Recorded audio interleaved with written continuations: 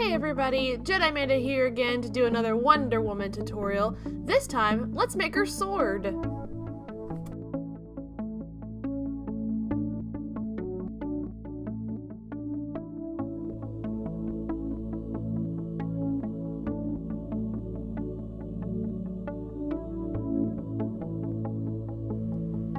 Alright everybody, go ahead and grab your balsa wood and let's start chopping it down. So for those of you who are not familiar with balsa wood, who have never worked with balsa wood is actually a mix between wood and styrofoam. So it is actually very easy to carve and chop down with just a simple craft knife that you had.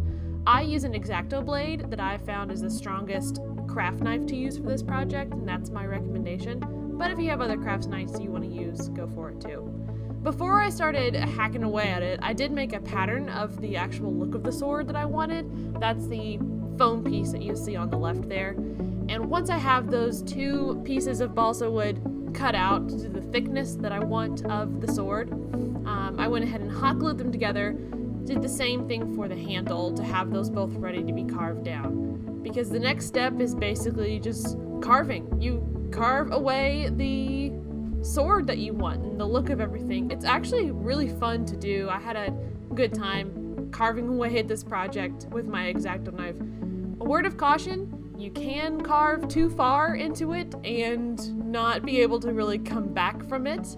So be careful when you're carving and enjoy it, but also really watch where your lines are and make sure everything is smooth.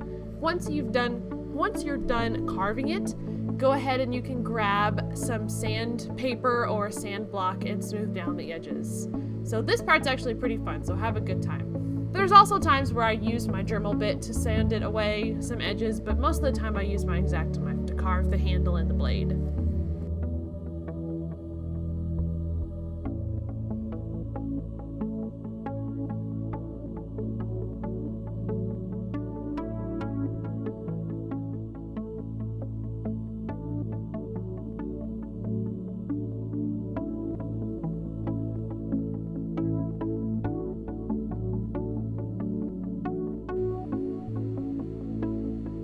So now we have everything carved down. Next you're going to want to attach the handle to the blade. Now instead of just hot gluing the handle to the blade, which actually is extremely flimsy, I took two smaller pieces of balsa wood and glued them on both sides of the sword that you will see here in a bit. But just a word of caution, the hot glue does work with the balsa wood, but it does not provide a really good contact glue. So maybe a stronger glue like rubber cement or E3000 or contact cement would have been a better idea. But these two little blocks that I'm gluing on right now, I just glued over the blade and the handle, and I ended up sanding those down to making them look pretty smooth. But those are just there for another bit of stability so it doesn't break too easily.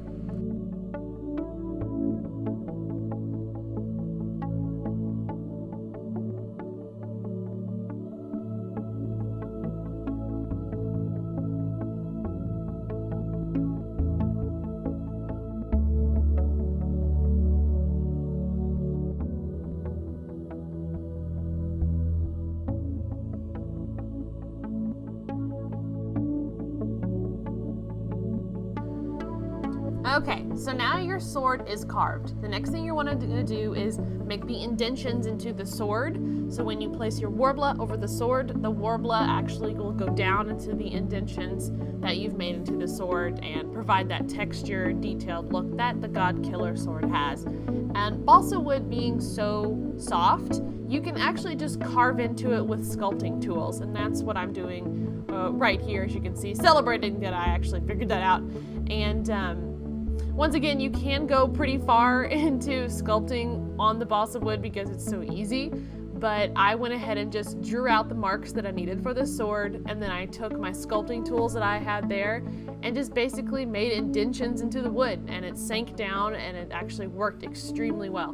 The one thing that I will say that I actually cut out of this video is that all of the small little lettering and encryption details of her sword that is placed down the middle, I actually did go ahead and do with my sculpting tools, but unfortunately when I put the Worbla over top of the wood, it didn't provide enough of a deep groove for the Worbla to go in, so I actually ended up painting over top of the Worbla the symbols that I made. So I'm saving you an extra step here. So just if you want to, carve it with a soldering iron or a hot knife, be my guest, but I found it was a lot easier to just go ahead and paint them on after once it's all done. Okay, it's Worbla time. Go ahead and cut out 2 long strips of Worbla that you have. Once again, I am using the sandwich method here that I did on my crown in another tutorial that I did because it's both-sided. Just be careful, don't burn your fingers when you're doing this. I pretty much singed off the fingerprints of my poor fingers doing this because it was just a lot of heating up and smooshing down, a lot of heating up and smooshing down and detailing with my sculpting tool. So take your time on this. Worbla is a great craft project, a craft product, and it will work out for you, but it will take some time. So place your Worbla on both sides of the sword, sandwich together, heat it up, and cut it off. Pretty simple, right?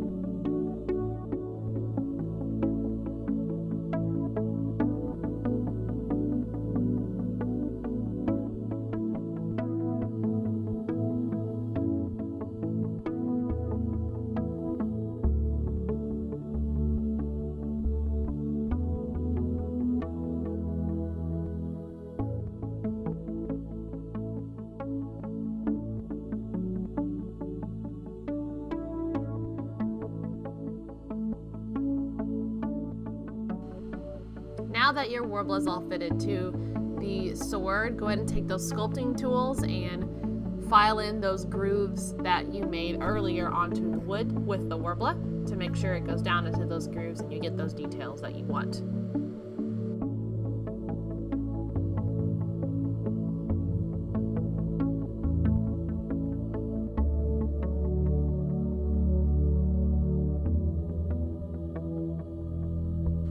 Okay, now guys, we're getting into some sculpting territory.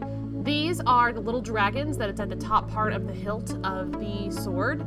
I went ahead and drew out what I could from EVA foam. I didn't use that much, as you can see. It's just basically a little square.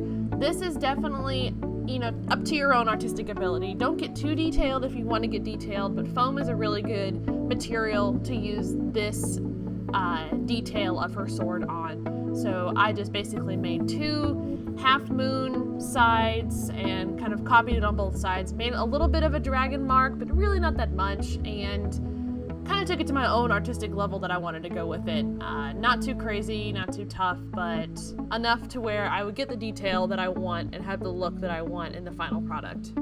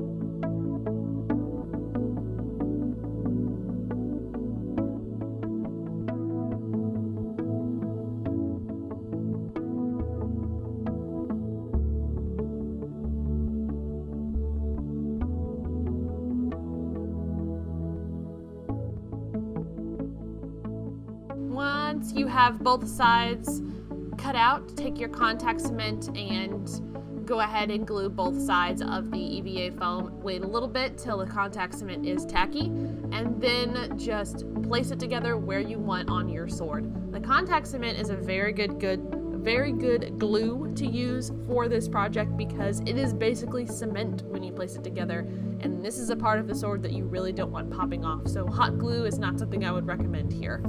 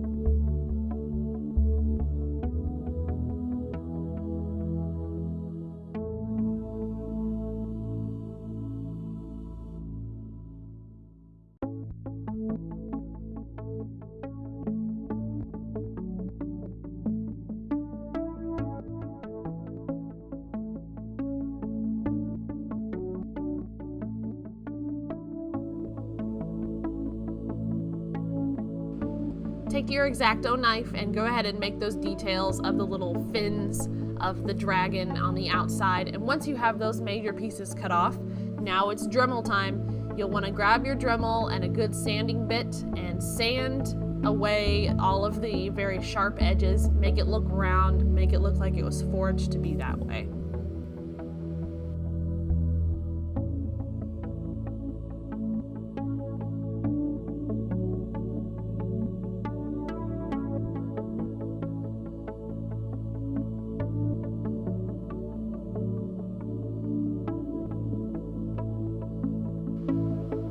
Apologies for cutting out a part that you see that I did not do, but I made an inch wide strip of 2mm craft foam and basically gripped the hilt of the sword. That I did most of off camera or didn't record that, completely forgot, but that was a super easy thing to do. I actually used hot glue to attach that to the Worbla. Very easy.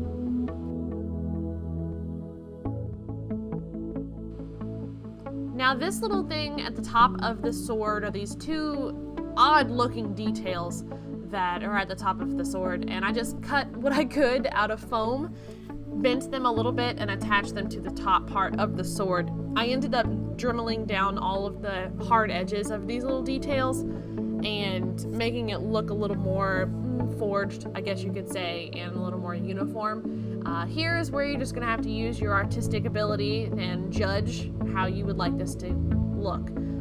This is an optional piece. This is actually a little bead that I decided I was going to include in the middle of those two detail pieces at the top. I don't believe this is actually from the movie, but I've seen a couple other prop people making the sword with this little tiny circle at the top of the sword, and I was like, I kind of like this look, so we're going to go with it.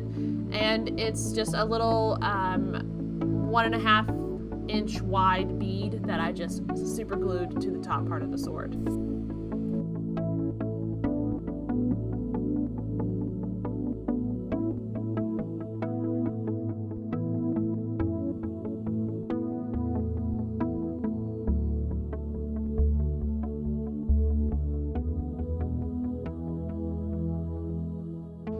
Right now I'm taking an extremely tiny drill bit and doing all of the little groove, circles, holes that are in the details of this part of the sword. So take your time doing this. I do highly suggest a Dremel for this part because the stuff is so tiny and precise. You could do it with a X-Acto knife and hit it with a heat gun to kind of open up the foam a little bit, but Dremel is definitely my tool to go for EVA carving.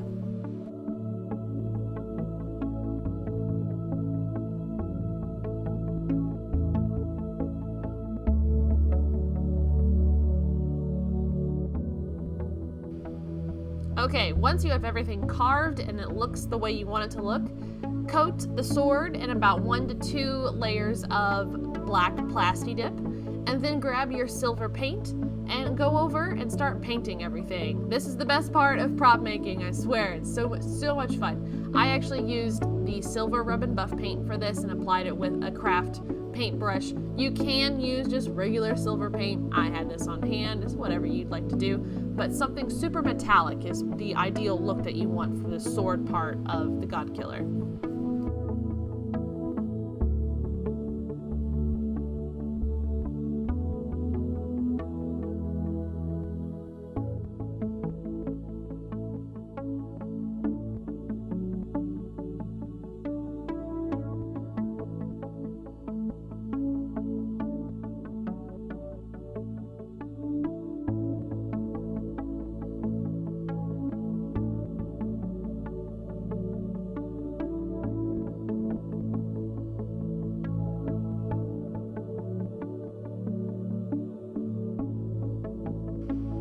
Best part about this sword is it's only 2 colors, gold and silver. So once I had the sword part painted, I went ahead and got my gold paint and hit the gold areas that needed to be done, and that was the little dragon detailing, the handle, and the very top detailing part of the sword.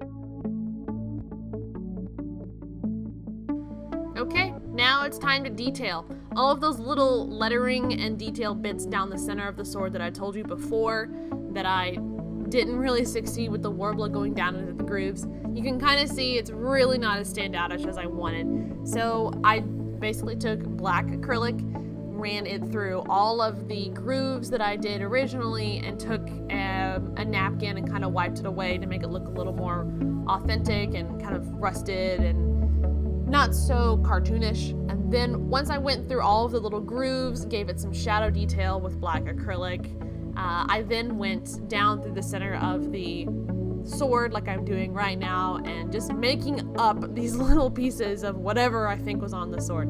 It was kind of fun. I put some little hearts and people on them, but mostly the details that I was finding online for her sword was varied, and it was kind of difficult to find really high-res pictures. So have some fun with this step and make the sword your own. Even put your name in there if you want, but this was definitely something that I'm happy I did after.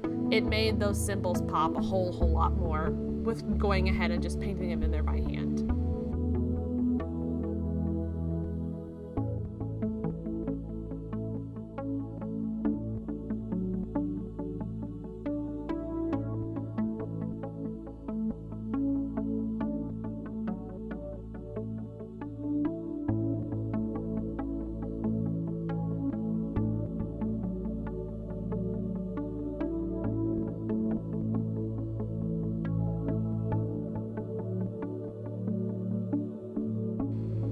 Okay, the black detailing is done, and now the sword is completely finished. I am so happy with the way this turned out and the way it looked.